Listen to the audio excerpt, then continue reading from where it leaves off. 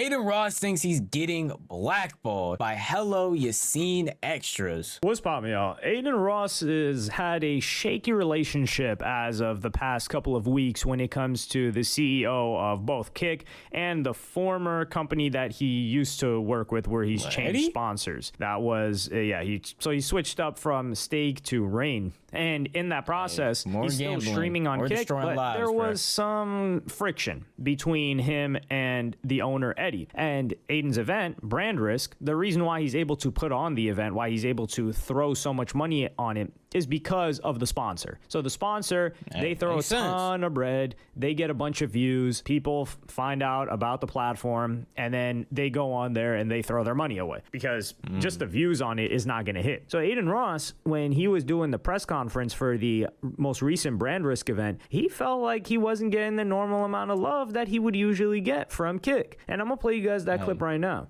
How can I watch? It'll be here on Kick. But I ain't gonna lie, chat. They might have capped my viewers. We might have to go to Twitch.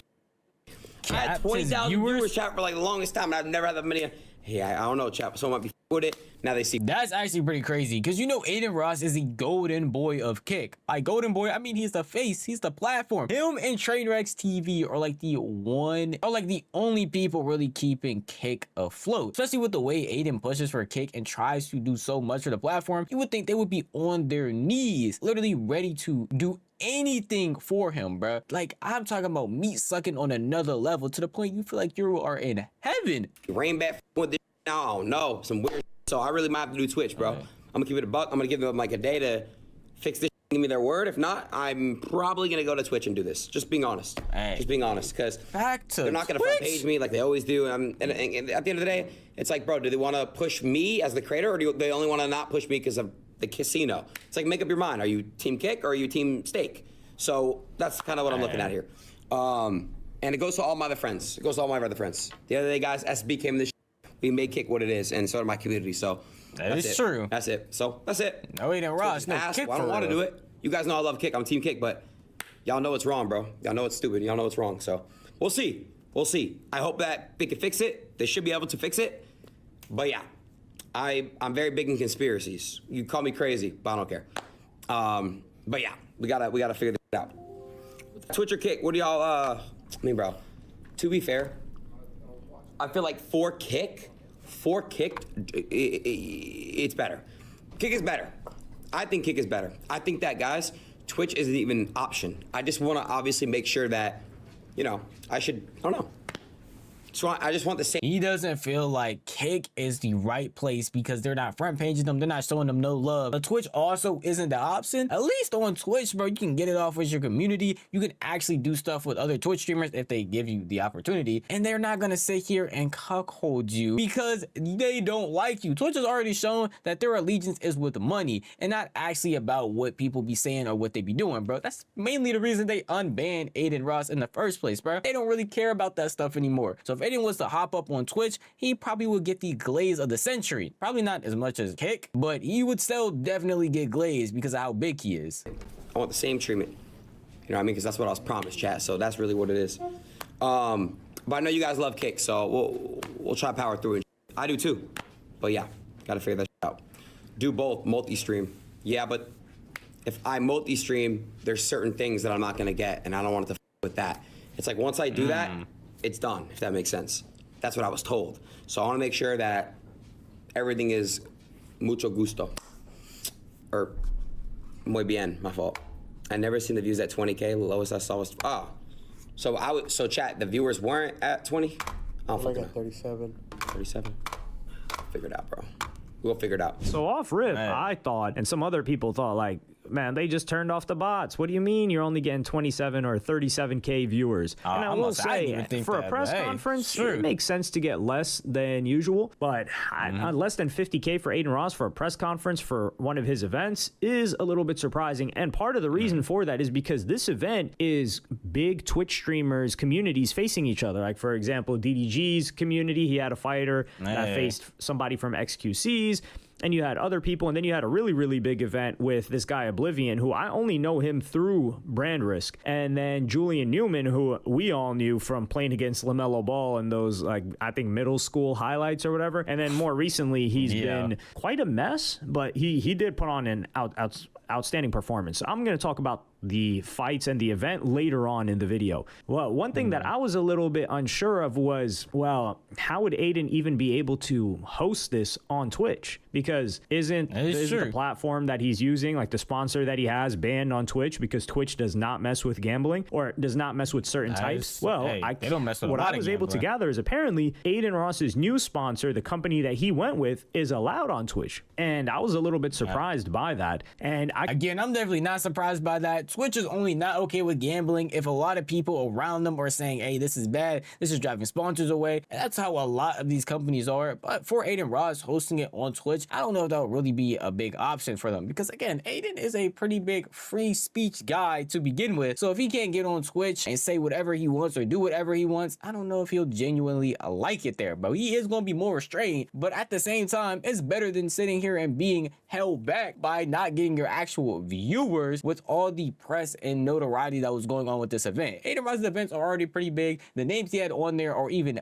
bigger. The names he had on there are on the exact same level as his notoriety. So you would think it would be more, it would be way more viewers. Yet he's just getting held back, apparently in his eyes, by his own platform that he made popular. I can understand why, let's say Kick CEO Eddie, right? He is also the CEO of Stake, which is the competitor to RainBet, and I think they are bigger or something along those lines. But they are competitors, and you know we don't support gambling here at all. We disapprove of that. But if he is the owner of definitely Kick, the streaming platform, why would he put you on the front page when your entire event is sponsored by his competitor? Do you see how you can look at it from Eddie's perspective and be like, hell no, you're never getting front page ever again in life? I think that makes sense. I think that's fair. You're not owed or entitled front page. I know it would make sense for any ordinary streamer. Like, you don't want people to go to this other casino because you feel like you're going to lose a bunch of money, but you're about to lose even more money if Adin Ross were to leave. Again, he is one of the backbones of Kick. People think Kick and they think Adin Ross. The fact that he is never front page, or you want to keep him off the front page because he's with another casino, makes him want to leave. And if that makes him want to leave, that's a ton of viewers from your platform insta leaving. So you're just going to make it worse for yourself by having a creator that's really big in their leave, along with having your entire platform basically go down up in flames because you just wanted to have this, I don't want to call it an ego, but you just didn't want to fund or show Adin Ross. And Adin does say like, hey, I'm just trying to make sure that we're getting what was promised to us. So maybe he did have a deal with Eddie where he's like, listen, I'm going to leave the sponsor side of things, but I do have loyalty to Kick because Adin is still a part owner of Kick. So maybe he does have certain privileges that are included with the shares that he has in Kick as a company, as opposed to if he was just a streamer on there and was sponsored previously by them. So that's another thing that I didn't take into consideration with my first thoughts. So if he's guaranteed something like that, then that's fair. But with Adin Ross, he ended up having an outstanding numbers. He ended up doing 250K, which was supposed to be a new record. And the main event was outstanding. Like, a lot of people felt that Julian Newman was going to lose, but he was just a basketball player. He's coming into boxing. He cooked that dude Oblivion. He cooked him every single round. He didn't knock him out or anything, but he was a heavy underdog, and he ended up winning. And then, of course, a couple of other moments happened, which I may cover in a separate video because I do think it's a very wholesome moment that happened in that event. But I think Adin Ross killed it here. I think he threw on a great event. I think the concept was great. It's just that I wish Adin Ross was a little bit more consistent with things, because when he performs and he actually puts on a show and he puts on some effort, and Adin Ross has got a great team to be able to handle the logistics of all of this stuff, because Adin Ross he's got the vision, but he does not have the execution for the most part. And can you blame him? Like, this guy's not going to be calling around security and venues and doing all that. That's not the highest leverage thing he can do. But breaking those numbers is a big deal, and his new sponsor is most certainly happy with that. But I would be interested to see if he's able to take it to Twitch, what kind of numbers it would do on there, because I want to see what its potential is. And I do think, now some people will say 250K viewers, man, he turned on the bots, especially if he didn't get front page. I don't know if he got I wouldn't say that he definitely turned on the bots. That was a crazy event to have, and it had a lot of big names there. Again, people like DDG, Julian Newman, Oblivion. These are people that actually they want to see come and fight. XQC has someone fighting along with the people that are literally watching it and also streaming it as well. They're going to all want to come and see the event and actually support it. So it makes sense why his numbers are so high. I wouldn't give that a lack of creativity to Adin Ross's part. I wouldn't sit there and try to hate on Adin Ross because people wanted to come support his events by saying that bots were involved, which I mean, Kick is notorious for bots. So in some way, shape, or form, he's definitely getting botted. That's what all big Twitch streamers, but I definitely wouldn't brush it off and be like, hey, his only success for that event was because of bots. Can you guys that are really tapped in and watched the entire stream, let me know if he ever got put on the front page? When he had around Probably did. I wouldn't be surprised. 60,000 viewers, I forgot what fight it was. I think it was the fight with... It was one of the fights, but I watched in the middle, and he was not on the front page at that point. Maybe towards the main event, they moved him to the front page. I don't know, but you guys are going to have to let me know if he did get moved to the front page. But even if he didn't, let's just say that he did 250K. How much would he be able to do on Twitch? And the reason why I don't think a lot of that was botted, maybe 10% of it was botted, I don't know. Who knows? I think at least 100,000 of those were real is because of the word of mouth that's happening. So people are kicking it. They're on these Discord servers. They're on Twitter. And then they're seeing clips being uploaded in real time. And they're like, oh, shoot, this event is right now. Or someone else tells someone else. Word of mouth moves the quickest. So I think a bunch of people funnel into the stream while the event is going on. And that's what would get it to around 200,000. And it's a fighting event. People always want to see a fighting event between like creators, personalities, and it's Adin Ross. So I definitely think the event got real. I would say at least...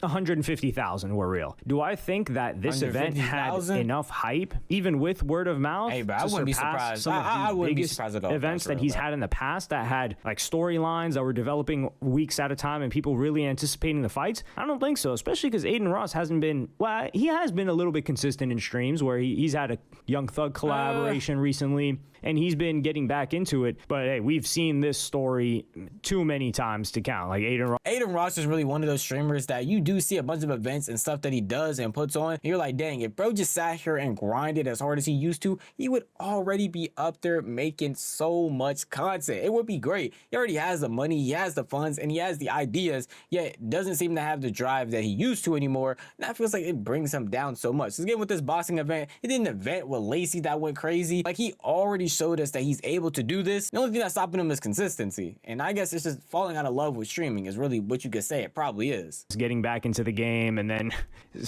getting consistent for a week or two and then just disappearing for another 10 days and then telling his audience like, yo, my bad guys, you know, I'm gonna be back on it this time. And it's just like, it's a type of relationship where he just keeps telling you the same thing again and again, and you just see the cycle and you're like, all right, where are we at in the cycle? Okay, I'll be back when we're at phase 2 or phase 3 of the cycle, when he finally starts streaming again. Or some people just like to complain while he's in the phase of the cycle where he's just apologizing and not hopping on stream. But let me know what y'all think about this in the comments. Like video, and if you want to go and support the original creator, you definitely can by looking at the description and going and watch the video of yourself if you would like to. But if you want to support me, the best way to do it would be to like the video and also subscribe and hit that notification bell so you can get notified the millisecond a video goes live.